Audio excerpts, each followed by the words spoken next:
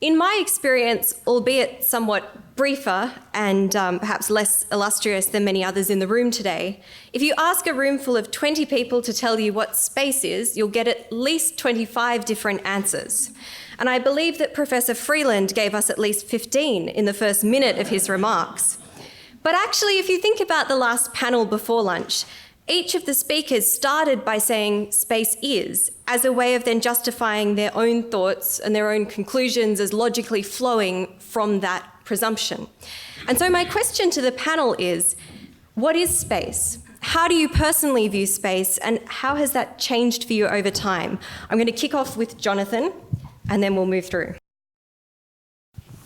So I was a late arrival to getting into space, I guess. I started out in science, but in wet stuff, biological stuff. I played with a lot of mouse brains to get my PhD.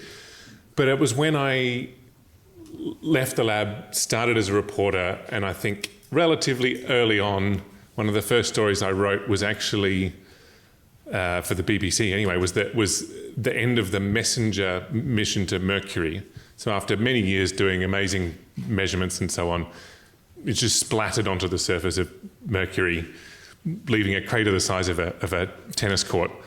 But it was when I was speaking to one of the mission scientists, and I was like, well, what's that actually going to look like? I haven't had to write one of these stories before. And he said, well, if you put yourself on the surface of Mercury, it'll go from one horizon to the other in less than a second, and then an hour later it'll come and land where you are and make this great big crater. And I thought, wow, like just the sort of scale and speed and all of those kind of jaw-dropping aspects of it really struck me. And then I became quite a fan of those robotic space missions and of reporting on them. And I helped a lot with the Rosetta mission coverage at the BBC and then the Pluto flyby, and got quite into those. Less so with human spaceflight, I guess, because there hasn't been as much of it. But because it's that sense of drama, and even if it's robotic, that kind of space opera that's appealed to me from a storytelling sense, I guess for me, space feels like a stage for those kind of stories to play out in, and lots of other types of stories, as we've just been hearing as well. Alice, would you like to add? A very interesting question. I think for me, space started out being like the stars. That was what space meant. And then through a scientific education, I came to think of it as a geometry, like the geometry of infinity, the geometry of light waves bending, topological hyperspheres and stuff like that. But when I first started working on space debris, space moved from being, the faraway stars and planets and then like vacuum into something that was filled with stuff, like filled with space junk, with micrometeorites, with plasma belts, with radiation, cosmic rays. Space became something that was quite full of stuff, and that environment became the thing I wanted to study, the thing that was space. Yeah, I think space almost operates like an inkblot test, I think we each see reflected back in it something that is about our own fundamental orientation to the world and to other people, which is what makes it so very interesting. But truly, what made me feel that I had anything to contribute was Alice's vision of space as a cultural landscape. So I had always thought, if I thought of space as all growing up, and I wasn't a space geek, I didn't read science fiction, I sort of, thought that wasn't really a domain for me. It was always this sort of masculinist fantasy. And to have a very different vision of space as a place that, could hold other kinds of stories was a truly life-changing moment. And also Alice is thinking about the environmental ethics of space and different systems of value that we need. If we're going to go out there and think of it as just a blank slate, we're going to stuff it up. If we can't take everything that we have learned of our failures on Earth in terms of how we have not found proper systems of valuing the environments that we live in, I fear that we will do the same on Earth before we even know what those environments contain. And so increasingly for me, space has become a very fascinating but also urgent moral thought experiment, and sort of our last chance to redeem ourselves for everything we've done wrong. Can we export new ways of doing things and being, instead of exporting the same old profit-driven, rapacious, unequal, unfair ways of doing things on Earth? Because if we're meant to get all, happy and bright-eyed with wonder, I would love to be awed by the new ways of engaging out there in space and sharing the spoils of space, and not by all the rocket technologies. Always, it's always the technologies that get all the focus in terms of the innovation, but I think we should innovate in other ways as well. I often wonder myself if the experience of seeing our planet Earth from another celestial body, as we did with those Earthrise images, or more recently from Voyager 2, every time there's a new image of just how small we are within the cosmos, has fundamentally changed the way that humanity understands itself and the way that we think about our societies. And when we had a question, I'm not the only one, someone from the audience also, this makes me feel better about my thoughts, asked whether we think that space connects us with our common humanity more than Earth-based topics. So I think certainly the technology with which we live our lives has developed rapidly, but has the promise of that giant leap for all mankind been realised? Or are we no different to the people who lived in other times of great change, like the Roman Empire or the Renaissance or the Industrial Revolution? Alice, I'm going to pick on you first for this one. Well, Caradwin mentioned the overview effect as well, which is this idea that you go into space, you see the Earth from the outside, and you suddenly have this revelation that humanity is united and the Earth is fragile, and if only everyone could see that view, all wars would cease and we would operate together as this coherent social unit that will save the planet. And I find this very interesting because it's a very particular gaze and a very particular perspective, and it's also historically very recent. So the whole idea of space as something you could be outside in really dates from the 15th century. So in a sense, all of our space technology at the moment is attempting to close a gap that used not to exist. We used not to be separated from space in that same way. But I think you have all of these influential images: Earthrise, the blue marble Apollo 17 image of 1972, the pale blue dot Voyager 1 looking back in 1994, I think it was. And now we have images looking from inside the International Space Station through their windows of a much closer view of Earth sort of turning beneath us. But we have had recently another kind of view, which I think is really telling, and this is the perspective of Earth as seen from the red Tesla Roadster. So I think we've already seen the image of that. For me, this is something that is a real symmetry breaker. So this is no longer us looking back on the Earth and feeling all kind of fuzzy and fluffy and filled with love. This is the red Tesla with Earth in the background, not the foreground. It's leaving Earth behind. Earth is an irrelevance. It's a piece of technology embarking, as Caradwin described, the sort of cult-like qualities. It's leaving Earth behind and embarking into a future that's driven by this sort of cult of personality. And I think this is something that represents the tenor of the new era of space, which everybody is lauding and applauding, as this is the way to go. It's going to be commercial, it's not going to be reliant on government anymore, but this is what we're going to get, and this is the kind of image which is shaping how we view the Earth. And I think we need to be a bit critical of these. These are not just pictures anymore.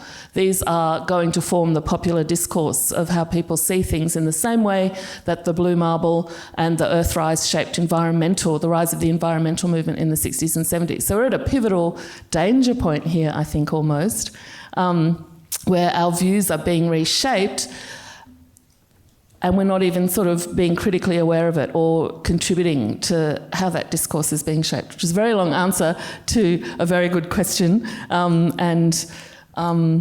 See what you want to move on to, Annie. I've had some feedback from the audience. We have one comment that says, totally agree with space cult, and one that suggested perhaps it's more like patronage rather than a cult. And so I think that leads me to reflect that even in this room, we have conflicting perspectives on space. And Jonathan, I'd like to ask you to comment a bit on, first of all, the cult point, if you'd like to, but secondly, how the perspectives that you encounter through your work as an editor for the media differ between scientists, commercial actors, and the public, and how you go about reconciling those.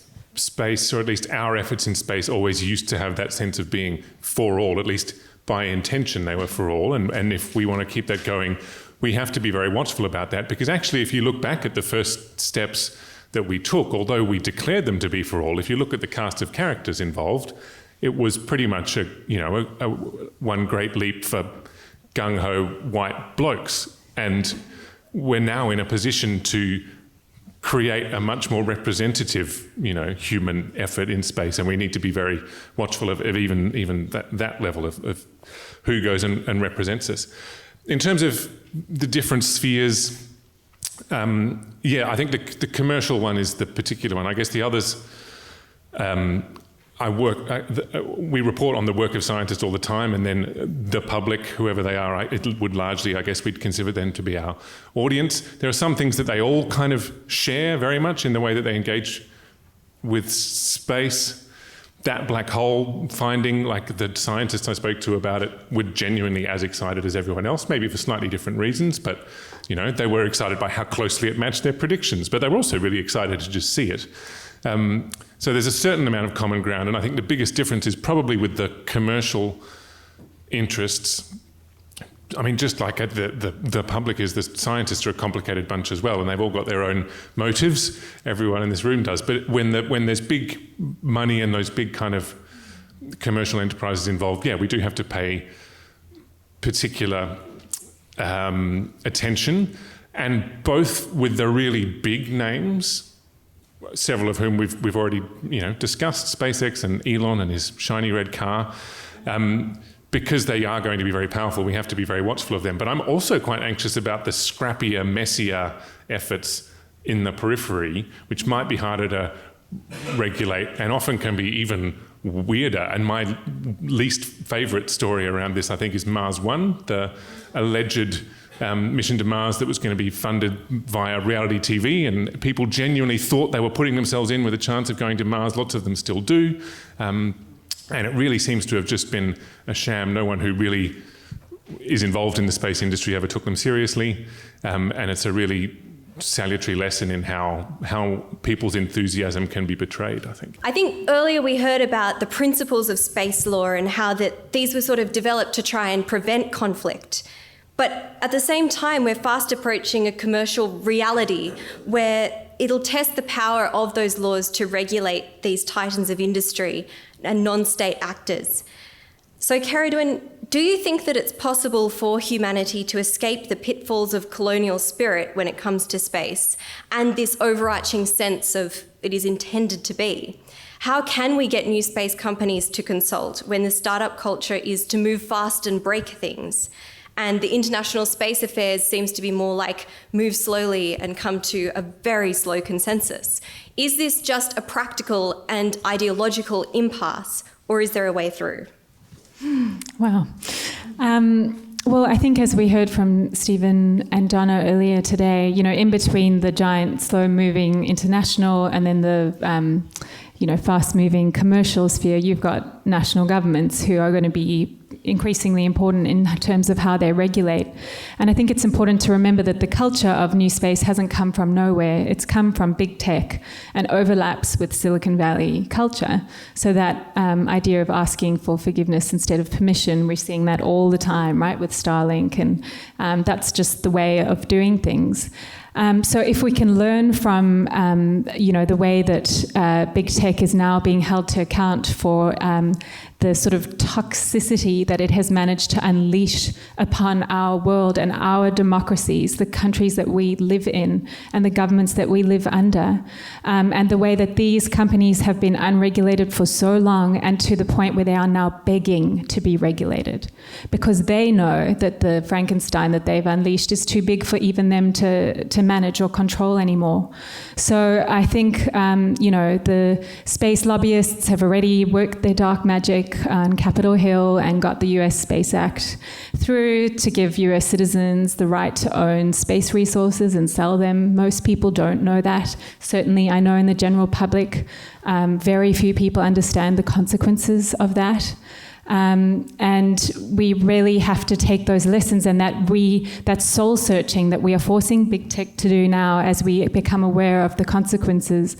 I think we need to ask those questions of the space industry right from the get-go, instead of listening to them when they say, that innovation will be stifled by regulation and that they need a culture of permissionless innovation. We know that doesn't work. And there's also useful soul searching being done in other high stakes industries like AI, I think is an interesting one to take lessons from with the space industry. One of the things that has struck me with that, there's a book called Made by Humans by an Australian data and AI expert called Ellen Broad. And in that book, she discusses how she went from being in the camp of all for soft ethics and voluntary ethical frameworks that, these AI companies were like, no, we'll self-regulate, we'll form these voluntary things and don't worry, trust us. But by the end of the book, she has moved very far to the other camp of you cannot have ethics without justice. So I think we should also be very careful, and every time that you see these things appearing in the media, just have a think and look at the subtext of what's happening. Any of that kind of soft voluntary stuff that the companies say that they're doing, that's great, but it's got to be backed up by hard law. And the final thing is we have to educate the public better, and I think that's a role for journalists. Obviously, the media is also in a terrible state. We have to have a free, fair, independent media to report on these things, to hold companies and governments responsible. Ideally, we'd actually need to get an independent space media, and there is a guy in the UK who's trying to get something like that going. It's called Space TV. So, with all these imaging capabilities that we're putting up there, who is using that data, who's getting access to that visual data, and how do we know what anybody up there is doing unless we can access independent visual data that, gives us that information. And I think that's very important in terms of media. We have to have access to, our own data feeds that can't be corrupted by others. Alice has had a wonderful idea for years of having a citizen satellite that would orbit, was it the moon, to sort of check on accountability of moon mining operations. God forbid that happens. But and final thing I want to say is just with the public and this thing of wonder, we forget, and I think the day that the first pit is broken open on the moon to mine it, you may see a revolution on Earth, because I think we expect people to just think, anything we do in space is wonderful, get behind it. But as Wendell Berry, the American environmentalist, said, people will defend what they love. And we love the moon. We love the picture of that eclipse. We love space. We have a relationship to these things that goes way beyond economic value. And if we don't recognize that in the people of Earth, then I think we will be very surprised in how badly they react when they realize this is really going to happen. And just to encourage, and effectively what you're talking about, that is heritage. That relationship is formed on people's relationship with their personal past, the sort of history and heritage of their region, their state, their country, their sense of belonging to the world. So those connections, this is one of the reasons why I think space heritage is so important, because it connects people to places and events and ideas that gives them a voice to contribute, to have a say, exactly as you were saying before. And yes, and media clearly plays a big role in providing information and informing people and shaping those discourses too. So who was it who said before, like everyone in this room can be doing this. Everyone in this room can be playing their role in empowering people with information and different perspectives to look at things so that we can maybe achieve a more equitable outcome for everyone who isn't those wealthy space, what do they call them? The space barons, that's right, yeah. I'd like to just go quickly to Jonathan for a last, hopefully positive thought about the power of the wonder of space and the final frontier that we can take out with us to our cup of tea to make us feel slightly less gloomy. Jonathan, have you got something? No pressure. Yeah, I think I can kind of echo what Alice was just saying about